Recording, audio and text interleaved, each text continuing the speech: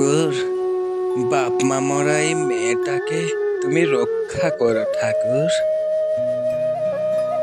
কি গো খুড়ো, কেমন আছো?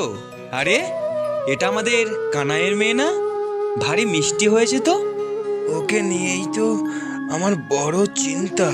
কেন গো, ওকে নিয়ে তোমার আবার কিসের চিন্তা? আমার তো বয়স হয়েছে, এই বাপ মা মরা মেয়েটাকে একটা ভালো ছেলের হাতে তুলে দিতে পারলেই আমার শান্তি। অমন করে বলছো কেন গো খুড়ো? দেখবে ঠাকুরের কৃপায় রাজকুমারের সাথে আমাদের জ্যোতিমায়ের বিয়ে হবে। তাই যেন হয় রে, তোর কথাই যেন সত্যি হয়। শুনলি গদাই? শুনলাম ভদাই। আমাদের এমন একটা পাত্র জোগাড় করতে হবে যাতে সাপও মরবে না আর লাঠিও ভাঙবে না। তার মানে আমি কিন্তু ঠিক বুঝলাম না। এই জন্যই তো বলি তুই একটা আস্ত পাঁঠা। এই গদাই, মুখ সামলে কথা বল বলছি, ভালো হবে না কিন্তু। আরে আরে আরে, রাগ করছিস কেন? শোন শোন, আমাদের এমন একটা পাত্র জোগাড় করতে হবে যাতে পাত্র হয় আমাদের হাতের মুঠোয়। আর তারপর ওই খুড়োর সমস্ত সম্পত্তি আমরা হাতিয়ে নেব। তাহলে চল চল, পাত্র খোঁজা শুরু করি।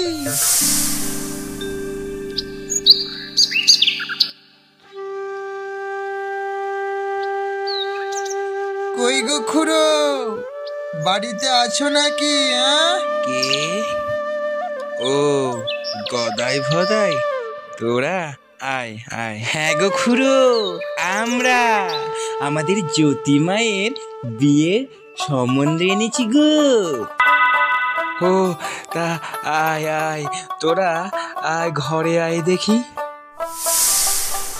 পূব গাঁয়ের ছেলে খুড়ো, অনেক জমি জায়গার মালিক, কিন্তু বয়সটা একটু বেশি। তবে খুব বেশি নয় গো খুড়ো, ওই 70-75 হবে। কি অমন একটা বুড়ো ঘটের মরার সাথে আমি আমার জ্যোতিমায়ের বিয়ে দেব? কখনো না। বেরিয়ে যা, বেরিয়ে তোর আমার বাড়ি থেকে এক্ষুনি। ভেবে দেখো খুড়ো, অমন ভালো ছেলে কিন্তু আর পাওয়া যাবে না।